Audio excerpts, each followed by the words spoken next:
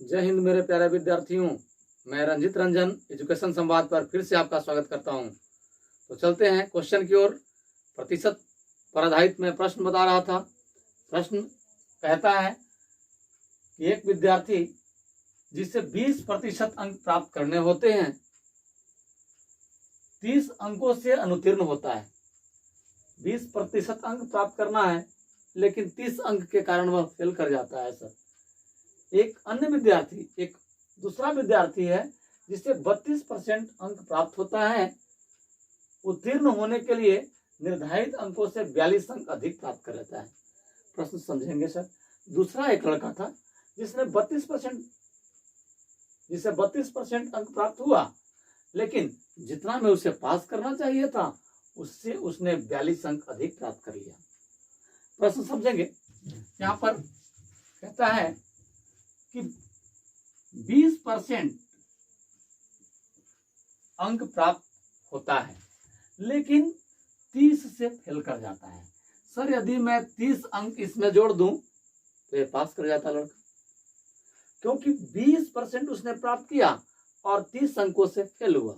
तो इसमें मैं 30 अंक जोड़ दिया, इसका मतलब कि उसने इतना प्राप्त यदि कर लेता तो वह असर पास कर जाता। आगे क्वेश्चन ने साफ साफ कह रखा है कि दूसरा विद्यार्थी है जिसको 32% मिला, 32% मिला और वह 42 अंक अधिक प्राप्त कर लेता है। लेकिन सर, यदि मैं कहूं कि यह 42 अंक इसमें से कम कर दिया जाए तो भी वह पास कर जाता। इट मीन्स दोनों जो अंक हैं वह पास मार्क के हैं, दोनों उत्तीर्ण होने वाले ही अंक हैं, इसलिए बराबर है। तो मैं साइड चेंज कर रहा हूं। 20% इधर आकर माइनस में 32% बराबर -42, ये भी गया -30, इधर जाकर माइनस हो गया। इसको घटा देंगे सर।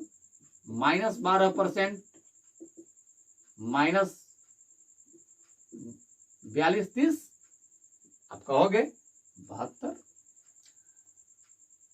माइनस से माइनस प्लस हो जाएगा तो 1% का वैल्यू, 1% का जो वैल्यू होगा वह 12 छक 72, 6 बार कटेगा यानी कि 6 होगा।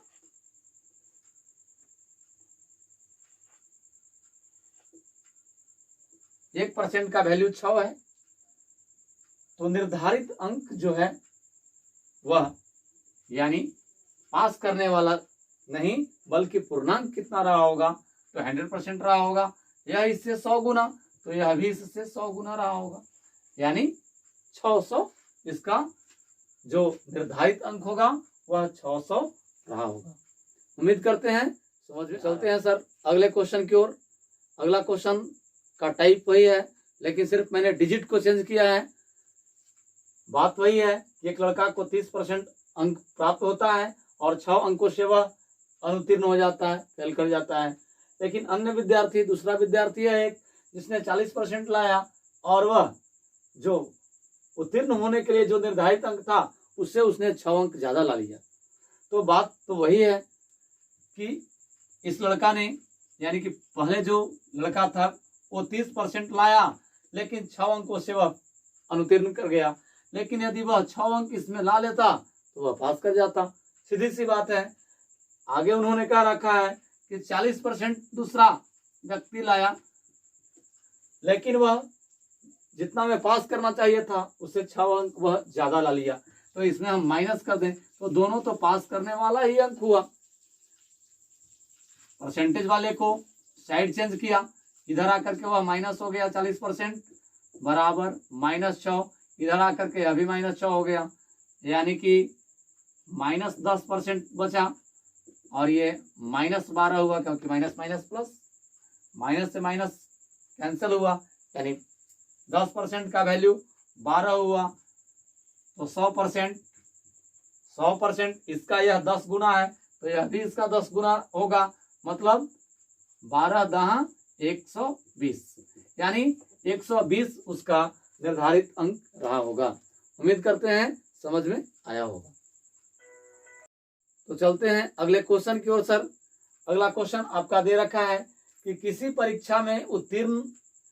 परीक्षा में एक प्रत्याशी ने 30% अंक प्राप्त किया, 30% अंक प्राप्त किया भैया, और 25 अंकों से फेल कर गया, 25 अंक से वह फेल किया, 30% प्राप्त करने के बावजूद वह 25 अंकों से फेल कर गया। उसी परीक्षा में दूसरे प्रत्याशी ने, परीक्षा वही थी लेकिन कोई और परीक्षा दिया, दूसरा प्रत्याशी परीक्षा दिया, उसने क्या किया कि 40% अंक प्राप्त किया और पास होने के अंकों से 25% अधिक प्राप्त किया। मुख्य बात पर मैं अंडरलाइन कर रहा हूं, और प्रश्न अगले ही जैसा है, लेकिन थोड़ा सा इसमें इन्होंने बताया है कि पास होने के अंकों का प्रतिशत क्या है। थोड़ी सी बात चेंज किया गया कि पास होने के अंकों का प्रतिशत क्या रहा होगा। प्रश्न समझेंगे सर, प्रश्न बहुत ही आसान है और इंपॉर्टेंट है, यह रेलवे एग्जाम में क्वेश्चन बन चुका है। 30% उसे अंक प्राप्त करना था भैया, 30% नहीं, 30% उसने प्राप्त किया, सॉरी 30% उसने प्राप्त किया और वह 25 अंक से फेल किया। अगर इसमें मैं 25 अंक जोड़ दूं तो वह पास कर गया होता। वही बात आगे चलते हैं, तो दूसरा प्रत्याशी ने 40% प्राप्त किया लेकिन वह 25 अंक ज्यादा ला लिया। इसका मतलब कि 40% प्राप्त किया और 25 ज्यादा ला लिया, तो 25 यदि मैं घटा दूं इसमें तो अभी पास होने का ही अंक होता। तो मैं कह सकता हूं कि यह अंक और यह अंक, दोनों अंक इक्वल होगा, बराबर होगा, क्योंकि पास होने वाला ही अंक है। अब सर उसी प्रोसेस के अनुसार परसेंटेज वाला पार्ट को एक साइड, इसको मैं लाया तो माइनस हो जाएगा 40% इक्वल टू -25, और ये भी जाकर उधर -25 बन जाएगा। डाउट नहीं होना चाहिए। सबट्रैक्ट किया, इसको घटाया तो -10%, ये -50, क्योंकि माइनस माइनस प्लस, माइनस से माइनस ये प्लस बन गया। इट मीन्स 10% का जो वैल्यू रहा वह 50, तो 1% का वैल्यू या 100% का ही वैल्यू मैं कहूं तो 100% इसका या 10 गुना है, तो यह भी इसका 10 गुना रहा होगा, तो 50 में 10 से गुना करेंगे तो 500। इसका मतलब यह हुआ डियर कि उस परीक्षा में जो कुल पूर्णांक रहा होगा वह 500 था। लेकिन इसने यह नहीं पूछा है आपसे, ये पूछा गया कि पास होने के अंकों का प्रतिशत। तो सर पास कितना कर गया, पास कितना अंक में होना चाहिए, तो पास तो यह भी अंक है और यह भी अंक है, दोनों में से आप कोई एक भी निकाल सकते हो। तो पास होने के लिए मैं यदि मैं पूछूं कि जो पास मार्क्स होना चाहिए, वह पास मार्क आपका होना चाहिए 500 का 30%, और इसमें मुझे 25 जोड़ना पड़ेगा। तो सर मैंने आपको पिछली वीडियो में बताया है कि यह परसेंटेज को हटाया तो ये 2 0 समाप्त, तो 30 बचे 150 में 25 जोड़ दिया, इसका मतलब कि 175। उसे पास करने के लिए 175 अंक लाना होगा, लेकिन पास होने का अंक नहीं पूछा, पास होने के अंक का प्रतिशत पूछा। तो पास मार्क का प्रतिशत यानी पास मार्क, ठीक है, परसेंटेज पूछ रहा है, प्रतिशत पास मार्क का। तो टोटल वैल्यू को नीचे मैंने पहले ही बताया है, टोटल वैल्यू कितना है, टोटल पूर्णांक तो 500 है डियर। पास होने का प्रतिशत, पास कितना में कर रहा है 175 में, प्रतिशत में बदलने के लिए 100 से गुना, 2 0 से 2 0, 5 दिया 15 और 2 बचा 55 से 25। इसका मतलब कि वह लड़का को पास करने के लिए 35% अंक लाना अनिवार्य होगा।